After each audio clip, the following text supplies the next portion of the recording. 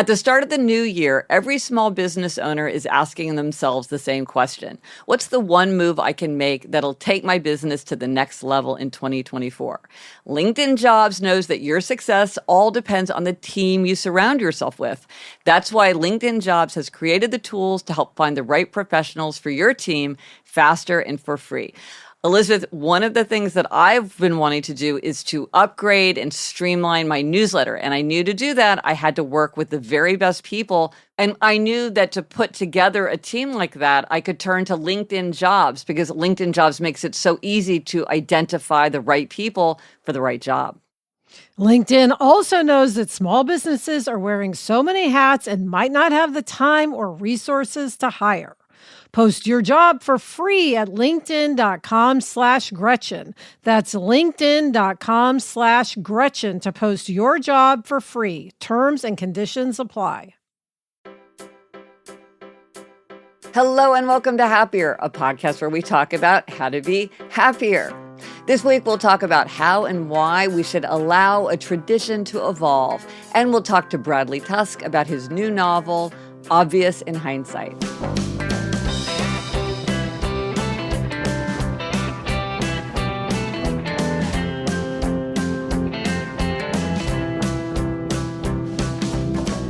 I'm Gretchen Rubin, a writer who studies happiness, habits, the five senses, the four tendencies, human nature. I am here in my little home office in New York City, and joining me today from Los Angeles is my sister Elizabeth Kraft, my sister the Sage. That's me, Elizabeth Kraft, a TV writer and producer living in LA. And Gretch, one tradition I love is our tradition of doing this podcast every week. That's such a great tradition. And before we dive in, we have an update. In episode 468, we talked about the question of what kind of gold star works for you. And I also mentioned this question in my weekly newsletter, and we got an interesting response. Yeah, Alicia said, I have just read your latest 5 things email, and the item to earn badges to celebrate your progress jumped out at me. One of my students told me about the Rebel Badge book. It is filled with badges you can earn, much like children do in Scouts and Guides. The badges are diverse and can be a useful jumping off point if you are feeling a bit stuck and want to try something new or push yourself in an existing hobby. There are also badges that encourage self-reflection and education.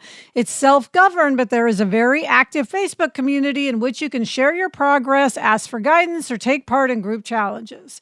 You can order real fabric patch badges, just like the Scouts, to sew onto your jumper or a banner, or just tick them off in the book. The choice is yours. It helps you make the most of your spare time and spend some time doing things you can't normally find time for. And so I looked at the examples of some of these badges, and here are just a few.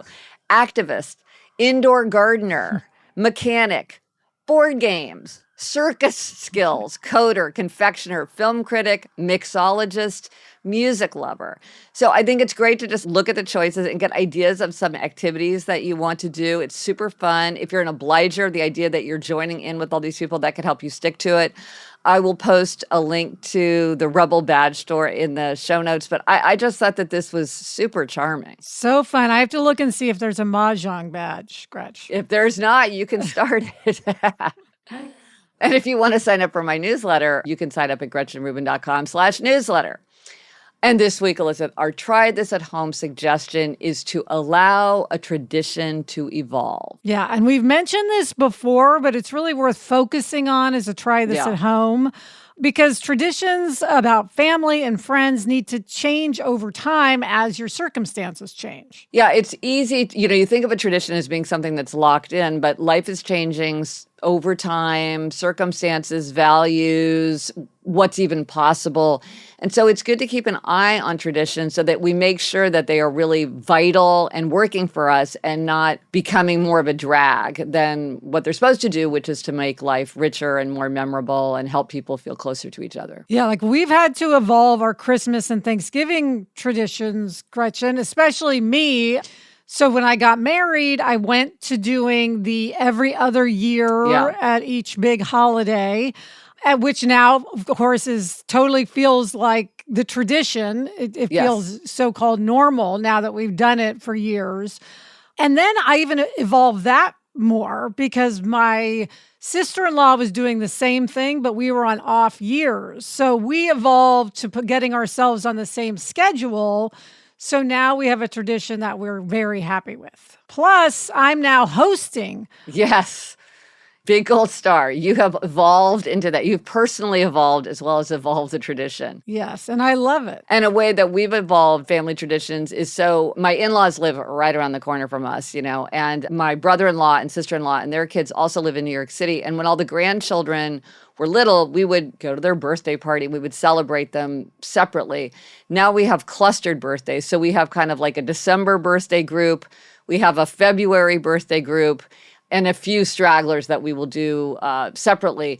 But over time, we just realized we wouldn't be able to keep up having every single birthday. And so realizing that we could group them together, I think has made us more consistent because it was more manageable. And also, I will note that it used to be my mother-in-law who would send out the email like, hey, we've got a birthday coming up. Let's figure out a date. And now I'm the one who usually does that. So that's also it's an evolution in making less work and also more work for me, but that's fine. Gretch, now you've got your open door phase of life. Yes. When Eliza and Eleanor are out of the house. And that's causing, a lot of traditions to evolve. Well, one of the traditions, and I think this is kind of a very common tradition, is that Eliza, who lives in New York City, comes over for dinner every Sunday night. That's sort of the default, and then we tinker with it. But I would love to hear from listeners if you have good traditions related to this open door phase, especially this open door phase where they're like newly out of the house, because it feels like that's a very particular stage of life. And I really want to make the most of it. So I'd love to hear how other people do it.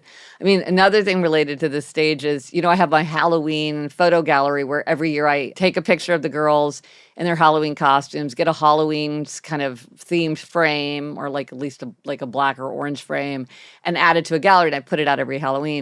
But this year I decided, you know what? That gallery is now paused. Maybe I will add to it more when there are more little kids dressed up in Halloween costumes, but at least for now, that photo gallery is what it is, which was a little poignant. Yeah. It's complete. For the That's time. a good way to frame it. It has reached completion. Yes. Yes. It will begin again one day, yes. we hope. Volume 2. Yes. Well, I mean, big milestones like that often require evolution. Mm-hmm. And it is a good time to think about what you want. So, yes. For instance, you want to see Eliza on a regular basis. So it's a good time to set up that tradition.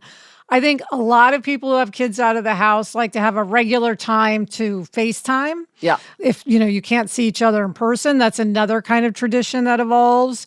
And maybe like you go to them for Thanksgiving or something like that. Back to what you were saying about you should think about what you want. I think that's really, really important because you have to think about what it is that you want from the tradition so that you can make sure that it keeps going. So for instance, like if an important friend or family member dies, it might be a time when a tradition could be lost. And so you want to reflect on that, really stop and think, what's going to happen with this tradition? Do we want to hold on to it in some way, but it has to be a new way? Gretchen, my in-laws who did a lot of hosting of, Thanksgiving and Christmas, there was just sort of over wanting to host.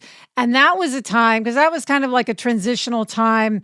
And so I thought about it like, do I want to jump into hosting? And I thought I really do. Jack absolutely loves us to have the people over to our house.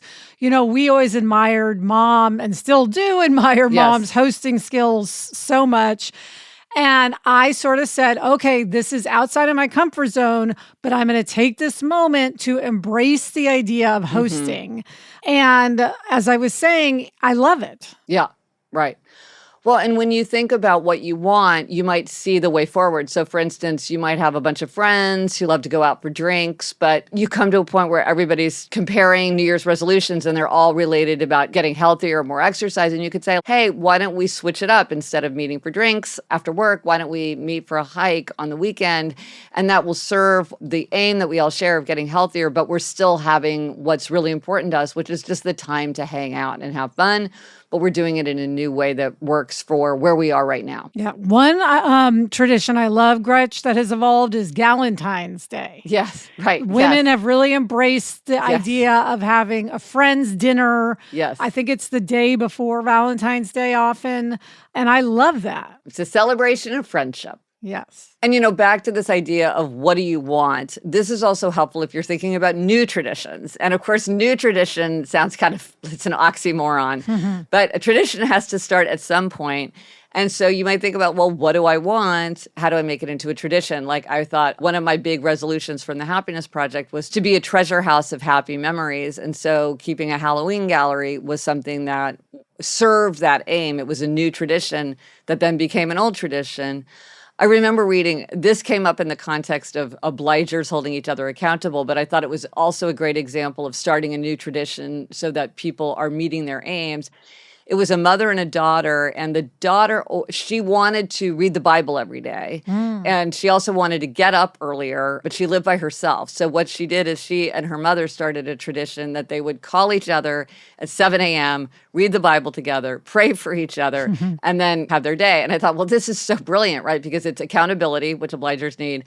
She's getting up on time. She's reading the Bible and she's spending time with her mother on the phone. It's just like this is a quadruple win. But it was a new tradition that was thought through carefully to serve all these aims in a very elegant way. Yeah. And another thing to keep in mind is you want it to be manageable in terms of time, money, and effort. So if you're going to evolve a tradition, evolve it in a way that you can actually follow through with. Yes. You don't want to be so ambitious in your tradition that nobody wants to take part. Which can happen.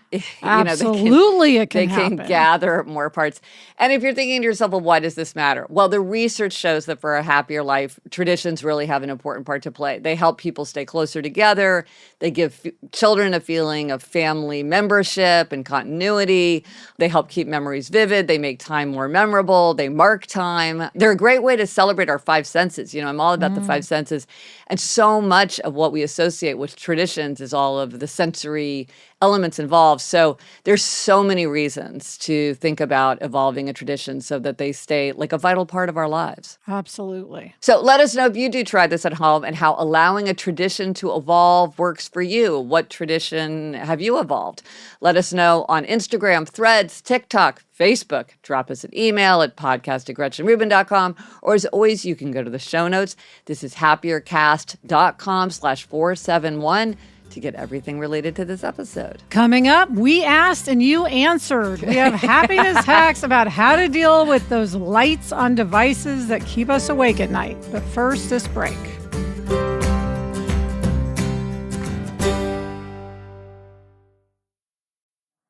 At the start of the new year, every small business owner is asking themselves the same question. What's the one move I can make that'll take my business to the next level in 2024? LinkedIn Jobs knows that your success all depends on the team you surround yourself with. That's why LinkedIn Jobs has created the tools to help find the right professionals for your team faster and for free.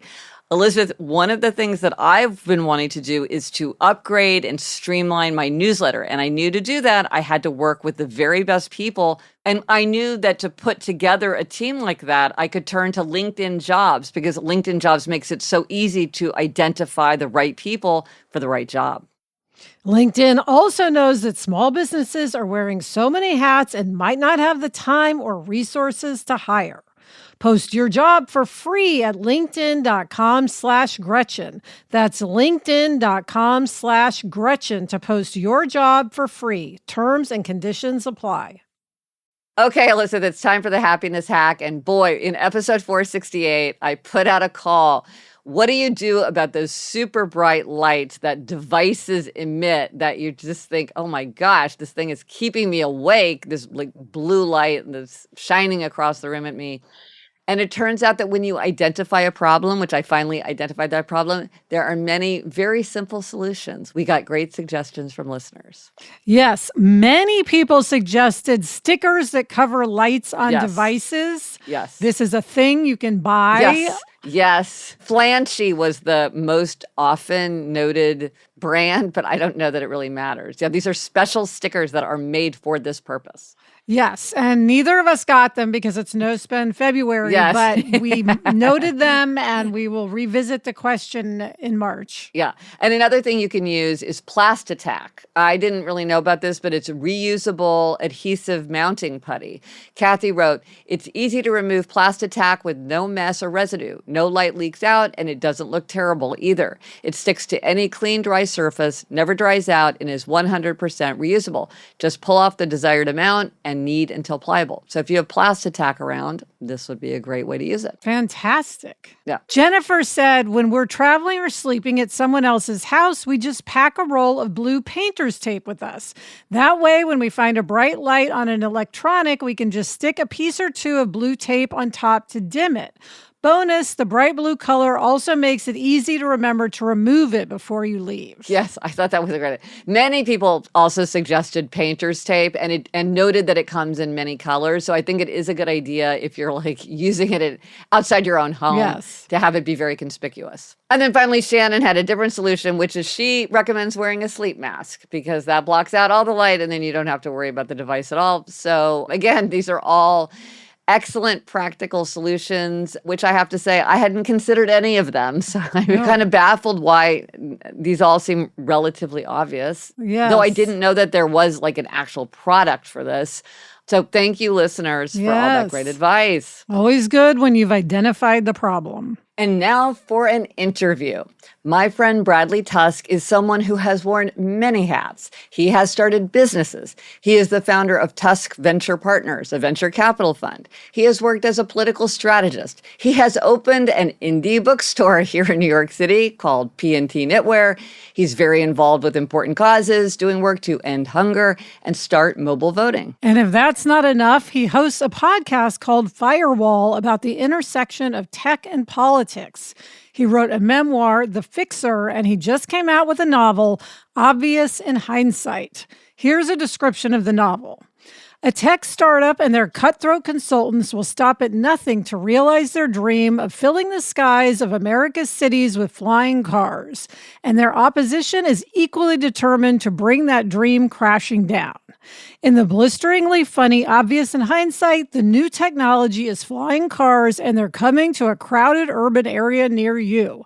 But before that happens, the slick and powerful political consultants campaigning to get the new tech adopted will have to manipulate political operatives to their advantage while overcoming fierce opposition from groups hostile to the idea, from the strategically aligned taxicab and rideshare companies to the squawking, costumed Autobahn Society, the socialists, and the Russian mob. Welcome, Bradley. Hello, guys. Hi, How are Bradley. you? Hi, Liz. Hi, Gretchen. How are you? We're so happy to have you here. Yeah, I'm thrilled to be here. So, Bradley, your novel, Obvious in Hindsight, imagines the fight between tech, politics, special interest groups, and grifters around the issue of bringing flying cars to a big city. Yep. So you were involved in bringing Uber to New York City. Yes. Was that your inspiration for this book? Yeah, I mean, it certainly was part of it. Uber was the first sort of tech thing I ever worked on, and I ran the campaigns in New York and actually all over the U.S. to legalize ride sharing. But since then, ended up opening a venture capital fund. So we've done about 55 investments at this point. And they're generally things like Uber, where it is early stage startups in highly regulated industries. So it can be transportation, like the annoying electric scooters that you see all over Santa Monica. That was us. Yes. It could be healthcare, fintech, gaming, but everything that we invest in some way is heavily regulated by government. Well, one of the things I loved about the novel was it's very full of hilarious observations and details, very New York City, very Tom Wolfe. And it's a novel about work. So it's all people like managing the pleasures and annoyances of work. Were you keeping a notebook during all this time where you were writing down sort of like, oh, this would be a great detail for my novel one day? Yeah. It sort of, I mean, it took a really weird path. So Liz, it actually kind of makes sense to you given your daytime job, which is it started off as a TV show. Ah. So you know how celebrities all like to own liquor companies now? Yes. So Steven Soderbergh bought a Bolivian brandy company called Singani. And what Stephen sort of hadn't quite thought through fully was alcohol is regulated, importation is regulated, and Bolivia is a communist country with whom we have no diplomatic ties. And so he had a bunch of political things that he needed the U.S. Treasury Department to fix for him. And so he got introduced to me from kind of a Hollywood person that we both knew. And I ended up running a campaign to change some federal regulations that allowed Stephen to do what he wanted to do. And he said, hey, is there anything I can do for you? And I had just written my first book, The Fixer. And I said, I just wrote this book. Curious what you think. And he said, okay, I'm flying to London tonight. Let me read it. I'll send you a note. I wake up the next day, email from Stephen. We got to make this a scripted TV show. It's amazing, right? Fantastic. So I started thinking about like, what should this be? And I knew it should be about a campaign because that's what I do. And campaigns are sort of a good structure, right, for something like this. And I picked flying cars because at the time it felt further out there and it felt like, okay, this is not something that's going to happen tomorrow. So I can kind of I can satirize it and it'll work. So Stephen and I worked on the pilot together. I wrote the next 9 episodes. Our big pitch meeting with Apple was set for March 10th, 2020. As you can imagine, that went nowhere. And then Stephen moved on to other stuff. But I liked kind of these characters and this world I'd created. And I'd never written a novel before, but I was like, let me try. And so then over a couple of year period, I converted it to a novel, came out. And it's actually, ironically, now Stephen and I are working again on the show. So who knows? What I'm learning about Hollywood, nothing ever fully dies. So I think I had so many different iterations between the episodes and then the book that I just kind of kept having chances to plug stuff in here or there. You know, one of the things that I worried about a lot in the book is I have this very bad habit of saying and writing things to make myself amused or laugh. And so there's a lot of stuff in there that I think is funny, and I'm not quite sure if anybody else thinks it's funny. So when you say that, it means at least some of it seems to resonate and translate. So that's good to hear. Absolutely. Well, let me ask you about this, because you make a case in the book that all a politician cares about is getting reelected. Yes. So to get them to do something, you basically just have to convince them it will get them elected or reelected. Yes. So my question is, how can we apply that to our own lives in your experience? How can we figure out what button to push with the people around us, whether it's a boss, a coworker, a friend? What moves the needle? How do we figure out what moves the needle with people? So ultimately, in politics, politicians make every decision thinking about who's going to vote in my next primary. And then based on that, that governs all of their choices. But that's human nature, right? People do things that are in their self-interest. The reason why we're so frustrated with our politics is we keep saying, why can't these politicians just do the right thing and be better people, even when it's not in their interest? Politicians don't do that, but human beings generally don't do that. So whether that's your boss or your professor or whoever in your life has some sort of authority over you, if what you want is not in their interest, they're not going to do it, right? And all the time people come to me and ask me to do something and they tell me why it's great for them. And at the end of the conversation, I'm like, okay, but why do I care this, right? Whereas if the same people pitch me and I have a foundation that gives out money and a venture capital fund that invests money, so I have all kinds of different ways that people are pitching me. If you can say, I know, Bradley, that you care about this, this, and this, and here's how my idea will further your goals on A, B, and C, then I'm interested, right? I may or may not do it, but we're having a real conversation about it. If you just come in and tell me, I have this great idea, and here's why it'd be good, for me, like that doesn't get you anywhere at all. And so you got to align inputs and outputs, and what you want to happen has to be in the best interest of the person you're pitching it to, and you have to be able to frame it to them that way. Well, and switching to sort of getting ourselves to do what we want ourselves to do, which is an equal challenge in life. I know you took the Habits for Happiness quiz. I did. So what answer did you get, and did it ring true? Yes, I got boost your energy through consistent rest. Very much so. I would say that I've spent a lot of time the last few years really honing in on my physical and mental health. And I think I've made a lot of progress on exercise and nutrition and therapy, all kinds of stuff. And where I still really struggle is sleep. I still don't get more than about 6 hours a night. I'm always tired. I'm drinking an energy drink as we speak right now. I know that my mood would be better, my mental health, my perspective, my disposition would all be improved if I got more rest. Really struggle, and it's not for lack of effort. It's a little bit of lack of time, but I've invested in sleep hygiene and I'm trying really hard to do the right things, but I'm very bad at it. And so I was not at all surprised to get the response that I got because it is far and away the greatest impediment to my happiness and productivity. Well, I'm sorry to hear that this is a challenge for you, but I have to say I'm glad as the person who designed the quiz that you felt like, on. Okay, yes. yes. So happiercast.com/quiz if you want to take the quiz. I'm glad to hear it worked for you. Okay, Bradley, finally, we like to ask all of our guests for a try this at home tip, something practical that we can all implement into our daily lives to be happier and more productive. Do you have a suggestion? Yeah, actually, I turned 50 a few months ago, and I wrote a piece on Medium, kind of 50 reflections of turning 50, and the last 10 or so were all productivity type tips. And I think the one that maybe is worth sharing is I try to do stuff right away, right? Yeah. So if I can do something now, I just do it. I don't put everything on a list and then just sort of like, sit around and try to figure out how to be more productive.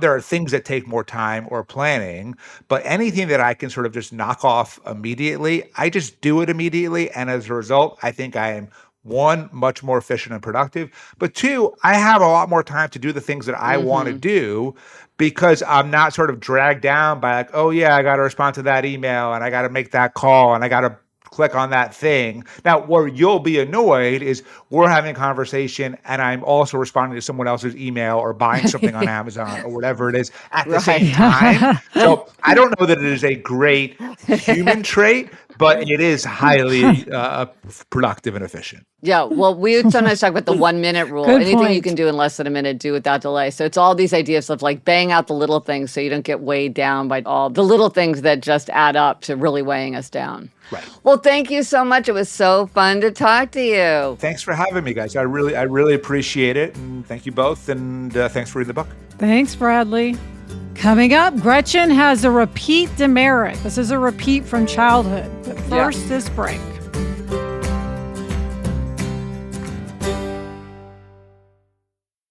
Who doesn't love the good things in life? Even though I enjoy a little luxury, it doesn't mean I can always afford it. Until I discovered Quince. Quince is my go-to for luxury essentials at affordable prices. Quince offers a range of high-quality items at prices within reach, like 100% Mongolian cashmere sweaters from $50, washable silk tops and dresses, organic cotton sweaters, and 14-karat gold jewelry.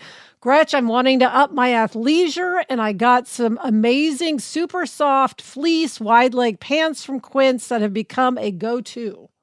The best part is that all Quince items are priced 50 to 80% less than similar brands. Give yourself the luxury you deserve with Quince. Go to quince.com/Gretchen for free shipping on your order and 365-day returns. That's QUINCE.com/Gretchen to get free shipping and 365-day returns. Quince.com/Gretchen.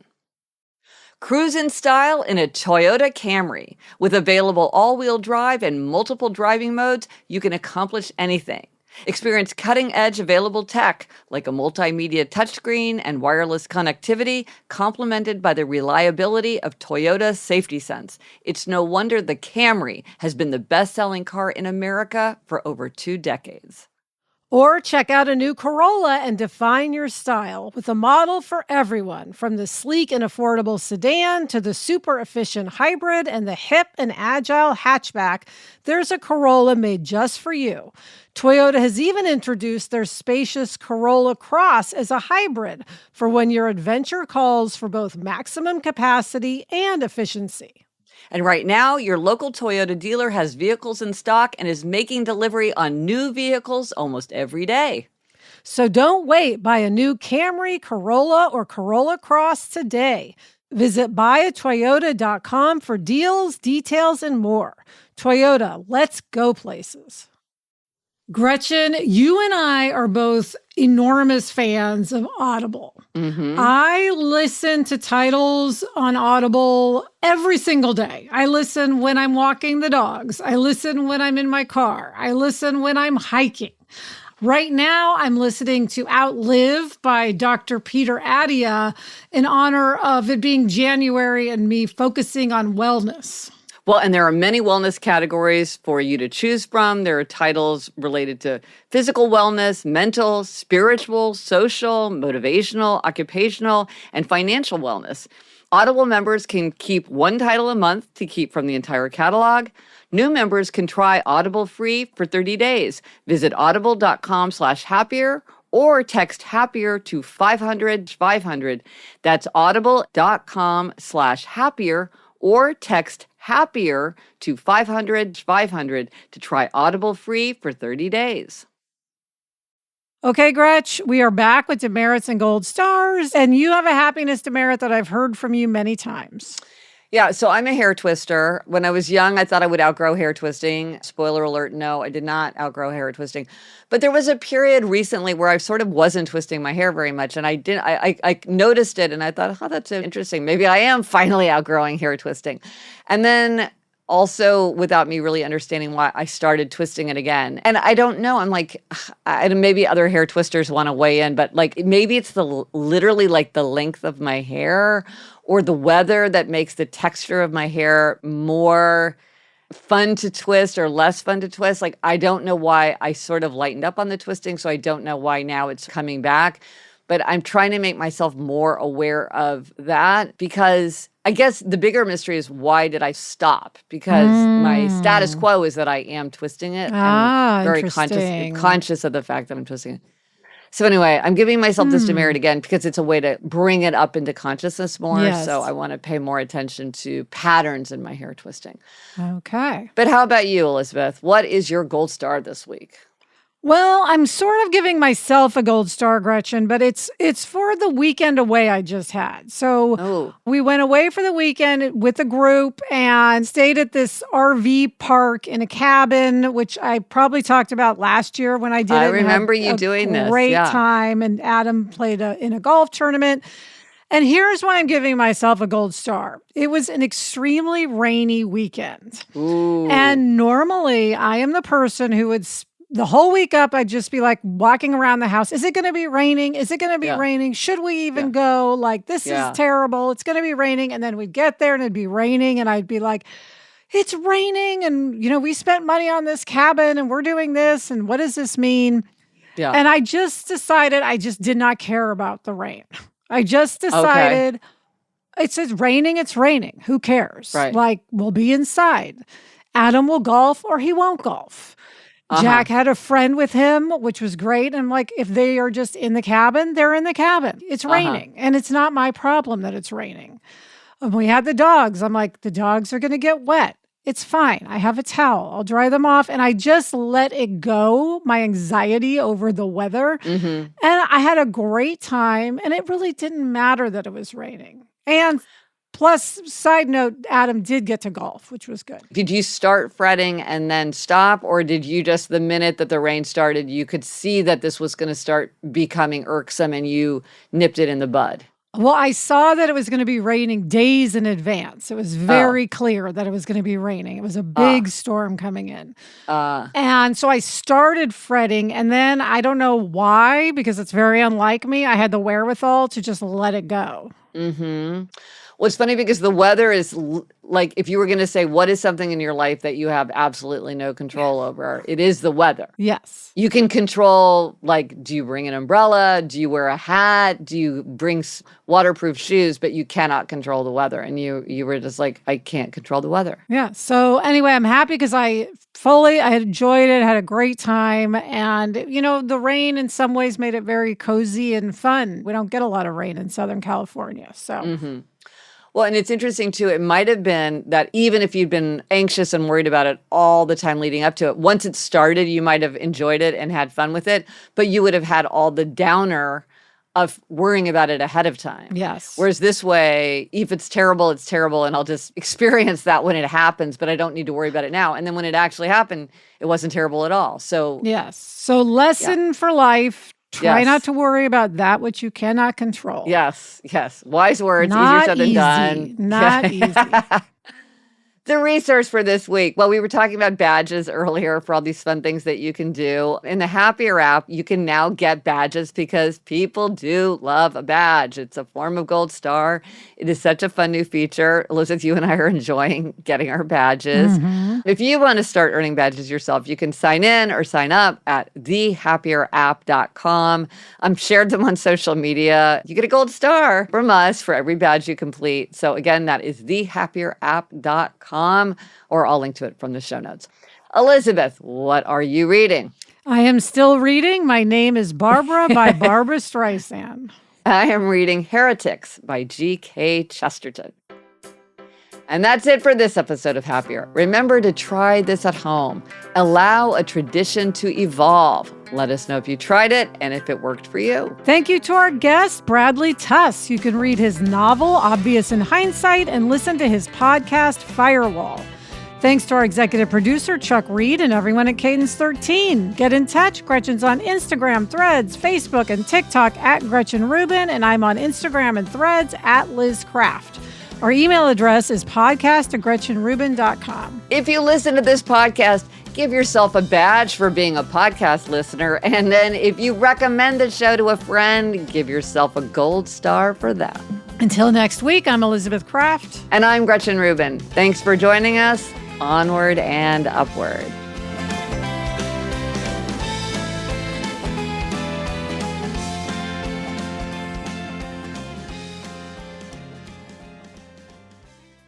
So, Elizabeth, I mean, it seems like there's been so much more rain lately. Are you sort of having to adjust to that in California? Yes, it's really different. But this year is the first time there's been as much rain in February as there was in February 1998, which is when Sarah and I moved to LA. So we moved in the rain. Oh. So it's reminding me of that time when we moved here because it's very similar. That's very five senses because I bet it's the smell of the rain and the Yes. feel of the rain and the falling against the windows. It's unusual in Los Angeles, so it brings back that time. That's lovely. Yeah. So we're getting a kick out of that, Sarah and I.